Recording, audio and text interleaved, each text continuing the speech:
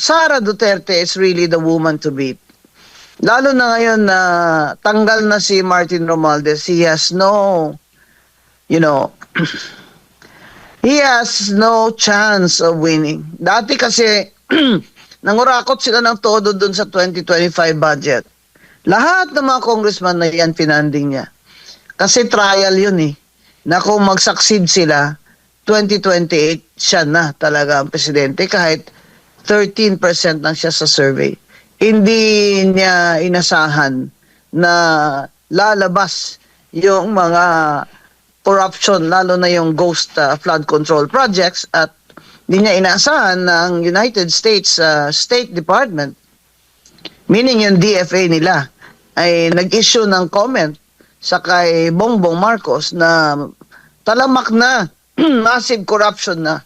Hindi lamang sa DPWH, kundi sa Bureau of Customs. Ng administrasyon kontra korupsyon at ang mga issues sa flood control at kay Vice President Sara Duterte. Attorney, maayong aga si MJ, si Franco, dito po sa Pulso ng Bayan. Merry Christmas, ma'am. May aga. Salamat, Gid. Maraming salamat sa SMNI. Opo. Ma'am, Pasko na po, attorney. Pero, iba yatang gusto nilang ipakulong si Vice President Sara at hindi yung mga totoong nasa likod ng flood control anomaly, attorney. Yan na nga ang problema sa administration na ito, na laging pinagtatakpan yung mga kanilang gang. At nakikita na naman nila na to divert the attention of the public sa mga kakorupsyon nila, impeachment complaint na naman sa Vice President. Kaya, I'm sure, ngayon yung mga kasalanan nila nung nakaraan na natalo sila sa Supreme Court, I'm sure, syempre, i-correct na nila ngayon. Mag-due process na sila. Kaya, tingnan lang natin kung anong ebidensya naman po ang kanilang ilalatag dyan at kung ano na ang may pagbabago ba talaga sa pag-iisip at pamulitika dyan sa House of Representatives, makikita natin dito sa impeachment. At remember that we are 3 years away from a national election. And sa panggigipit nila kay Vice President Sara, lalo naman itong with her back against the wall, she has to run. Kasi she is feeling already persecuted. So, let's see kung anong ebidensya nila. Pero, mga kababayan, dinidistract tayo ng BBM administration. Dahil, grabe na mga protesta natin. Lahat na ng relihiyon ay sumasama sa protesta. Kaya, dinidistract nila tayo. And they're diverting the people's attention to their enemy. Kaya, huwag po din ninyong tigilan ang protesta laban sa massive corruption at poverty. Opo, good morning pala sa ating mga global viewers at nagpapatanong attorney itong mga kababayan natin sa Paris at sinasabi nila na para po ba daw sa inyo itong ginagawa kay VP Sara ay panic attack mula mismo sa presidente ng Pilipinas? Well, obviously this is already a demolition job 2.0. Take 2, kumbaga. Kasi hindi sila nagwagi nung unang try nila. Kasi nga, pinakamalakas na kalaban ng BBM administration at ng mga grupo ng akbayan na ang sabi nila ay mag-merge daw ang mga Dilawan at Pinklawan na si Risa Ontiveros ang kandidato. So, all their members in Congress will also collaborate with the BBM congressmen. Dati naman, ganun din naman nangyari nung first na try. So, it's because Sara Duterte is really the woman to beat. Lalo na ngayon na tanggal na si Martin Romualdez, he has no, he has no chance of winning. Dati kasi, nangurakot sila ng todo dun sa 2025 budget. Lahat ng mga congressman na yan, pinanding niya. Kasi trial yun eh. Na kung mag-succeed sila, 2028, siya na talaga ang presidente kahit 13% lang siya sa survey.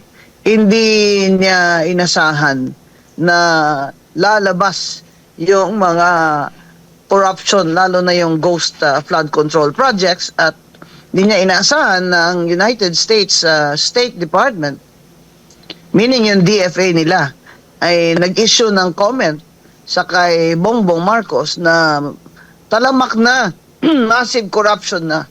Hindi lamang sa DPWH, kundi sa Bureau of Customs. Yes, attorney, maiba lang po ako, attorney. Baka maaari niyo pong mas bigyan diin sa ating mga kababayan, especially yung inyo po naging pahayag patungkol sa nagiging insertions tuwing may bicameral at marami pong nagtatanong sa atin patungkol po dito, attorney. Itong budget natin ngayon, na ano ba yan, 6 something trillion, halos 2 trillion dan pambayad ng utang. Kasi di ba may foreign debt. Hari ng utang ito si BBM eh. At ngayon may bagong utang na naman siyang ilang billion pesos from ADB para sa digitalization at that is to curb corruption daw. Ito pong insertions na ito na ginagawa nila sa National Expenditure Program, ang proseso po kasi gagawa ng mga agencies gaya ng DPWH ng kanilang National Expenditure Program, dadaan sa DBM. Dapat itong DBM ang nagsaslash niyan. Yung mga, dapat may mga analyst naman sila dyan na magsaslash niyan. Pero all these years, 3 years, si BBM, si Secretary Pangandaman, kung ano lang po sinusubo sa kanila ng DPWH, ayun naman ang sinasabit nila dun sa House. Padded na yun eh. 30% na kickback nandun na yun sa estimate ng DPWH. Hindi pa yun nakaabot sa Congress ang kanilang National Expenditure Program proposal eh. May mga kontraktor na po dyan. Yan po talaga, ganun sila grabe sa wala na silang wala na silang hiya, wala pang takot. Kaya itong mga insertion na ito ng mga congressman, sa BICAM nila ginagawa yan. Pagkatapos sila mapasa doon sa House of Reps, ang kanilang appropriations bill, maakyat sa Senado, nagba-bicameral conference. Kasama senador, may small committee called the bicameral. Diyan sila nag-i-insertion. Nakaupo dyan, mga buwetri din eh. Yung Congressman Momo, bakit siya nandyan? Di ba, may ano din yan? May mga contractor din yan, si Congressman Momo sa Surigao. Bagong pangalan, same dog, a different color. Nilagay nila sa BICAM. Yung mga senador naman, talagang hindi mapigil ang ambisyon. Alam niyo, itong ambisyon na para sa 2028, ito talaga ang nagda-drive ng pagnanakaw ng mga senador at mga congressman eh. Kagaya niya ni Risa Ontiveros, nag-deny siya na wala siyang insertion. Sabi niya amendment. Sabi ni Frank Drilon, parehas lang yun. Kasi galing yung appropriations bill sa House, tapos pagdating dyan sa bicameral, nagdadagdag kayo.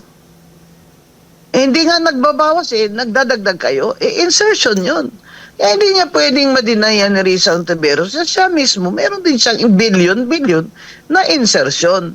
Ang tanong dyan, saan yun napunta? Si Grace po. Hindi siya pwedeng magsabi na hindi niya alam yun sa 2025 na GAA. Kasi chair siya ng finance. Sabihin, tanga siya. Hindi siya nag-aaral niyan. Isisaldi ko lang lahat ang gumalaw noon. Imposible naman. Lalo na pat may party list siya. Yung panday-panday party list na anak niya nakaupo ngayon. Yan ang problema. Lahat sila may mga political sila na plano. Oh, like Risa Ontiveros plans to run for president. Eh di nag-insertion yung kanyang mga mga MAIP, mga financial assistance. Ang balita ko, naka-parking lang muna sa DSWD dahil sa 2028 na niya ipamimigay. Itong lahat ng mga political na ambisyon, ito ang nagdadrive sa mga taong yan para hindi sila tuwid. They're not upright people. So, we have an interest in calling them out. Walang personalan dito. Kilala ko din yan si Risa Ontiveros eh. Noong aktivista pa yan, inakip yan dun sa Kamkaringal. Tinawag ako ni Eta Rosales, abogado sa kanila. Hindi nga ako, may iba nga silang abogado pagdating doon, pero nandun ako. At tinawag nila ako. Ang ibig kong sabihin, hindi ito personalan. Ang ayaw ko lang yung magpanggap kayo, wala kayong insertion na meron naman. Lalo na yan si Grace po. Dapat panagutin yan. Dapat i-investigate yan ng ombudsman. Kasi chair siya ng Finance Committee. At may sarili din siyang insertion doon. Sigurado. Dapat po bawal na yung mga insertion na yan. Kasi dumaan na sa House, tapos dadaan na sa bago ipasa ng mga ng senador, magbabaycam. Dapat tinitingnan nila kung tama ba tong mga ganitong mga project na ito, kailangan ba ito? Ito ba ay ayon sa mga projection ng NEDA? Na maka-generate ba ito ng employment, yung mga infrastructure projects na ito at at makatulong sa development ng economy, kagaya ng mga farm to market roads, tulay, yung mga automated na mga improvements, mga sementadong daan. At yan na lang po dapat i-focus nila. Yung hindi mananakawa naman po ang kaban ng bayan, sila din naman pagdating sa kanila, kanya-kanya. Sabi ko nga po, di ba? Olympic Games, pabilisan ng insertion, pabilisan ng funding trading. Kita nyo dyan sa House of Reps. Yung nakakahiya kayo dyan. Pansin nyo sila. Lagi sila mga tumatayo, gala sila ng gala. Nag-trading sila. Sasabihin ni Garjola, example, kung meron ka palang 1 billion dun sa ganyan, akin na lang yun. Bigyan na lang kita ng 10%. Example yan ha. O di, kuha niya na yung 20% niya. May contractor na siya na naghihintay. Yan si Garjola sa Batangas. Grabing vote buying ng party list niya doon. Alam namin kasi tumakbo din akong party list, di ba? Grabe, maka-afford ka ba ng gadon? Kung hindi yung pera ang galing, yung pinamimigay mo ay parang bola lang sa iyo. Kaya dapat managot talaga yung Edwin Garjola na yan. At yung party list niya, dapat makancel. Lahat po ng mga party list na sangkot, dapat yung Comelec mismo, motu proprio, cancel na yung registration nila. At ito naman po si Speaker D, nananawagan po tayo. Ba't hindi nyo pa sinususpend yan? Yung mga under investigation na yan. Ng mga party list representatives at mga congressman. I-suspend nyo na yan kasi they are in the position to evade or to, to pressure, intimidate, and manipulate the evidence. Speaker D, i-suspend nyo na yan, yung mga sangkot dyan, yung mga nandyan na sa ombudsman. Sinuspend nyo nga si Kiko Barsaga sila pa, nangurakot sila.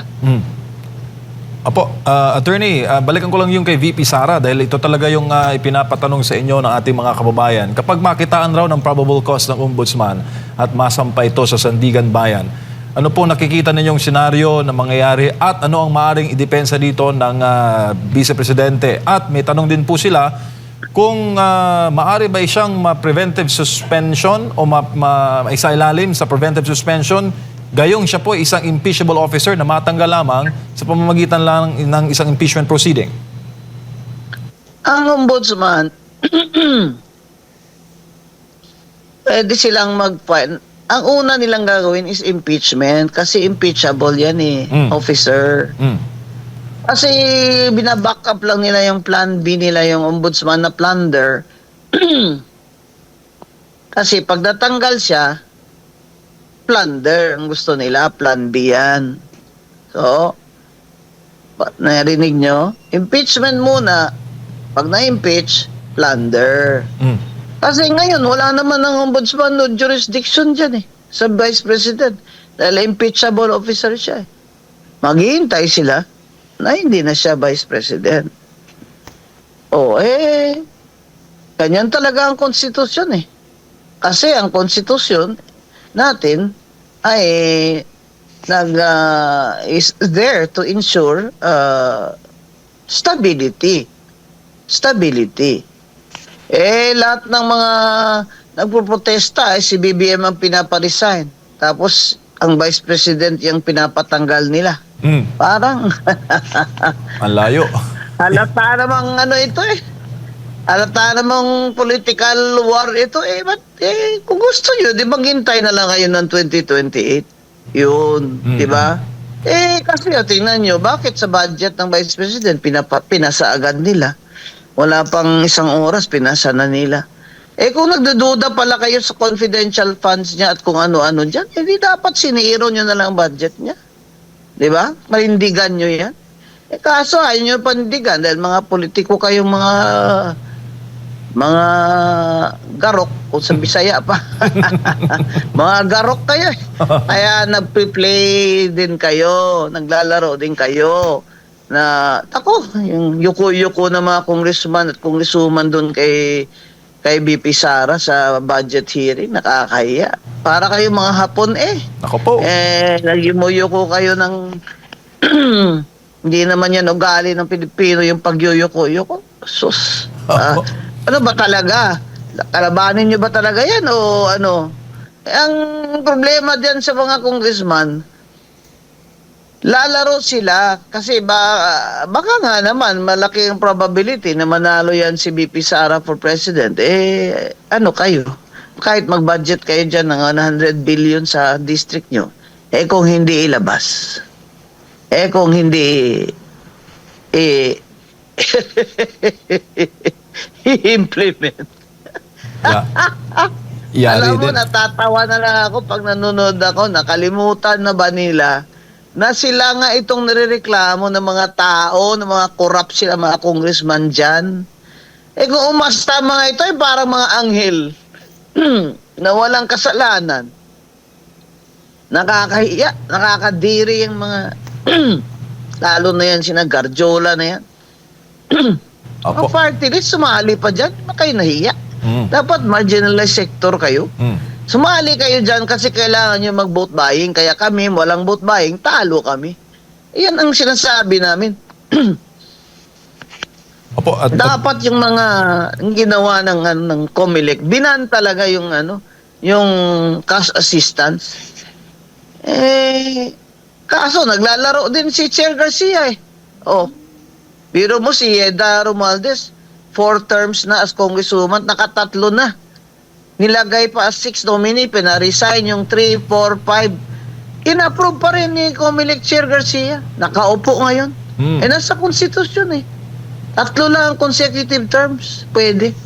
And the Constitution does not distinguish whether they are party list representatives or district representatives. They are representatives. But COMELEC Garcia, co-chairman, he's a very intelligent practicing lawyer in election law. He knows that there is no distinction. And yet, dahil nga in power si Martin Luther King Romualdez, pinagbigyan niya. Tapos sasabihin nila, wala namang nagreklamo. Anak ng... Kailangan pa bang magreklamo? Sa mukha niyo yung konstitusyon, sampal na sa inyo Harap-harapan, attorney. Kailangan pa rin may magreklamo. Harap-harapan yan ang problema sa Pilipinas Takot lahat kayo sa may kapangyarihan. Ay, bay, bumaba kayo dyan. Dahil dapat independent commission kayo. Nung panahon namin, that would never have happened. Hindi. Hindi. Senador noon si Grace po, dinisqualify ng division ko yun na hindi siya natural born. Hindi lang ng division ko. Kami, 5 kami. Punta 2 lang. Si Bautista lang pabor doon. Kaya, ibang-iba na ngayon ang COMELEC. Kaya, baka sana liwanagan sila. Opo.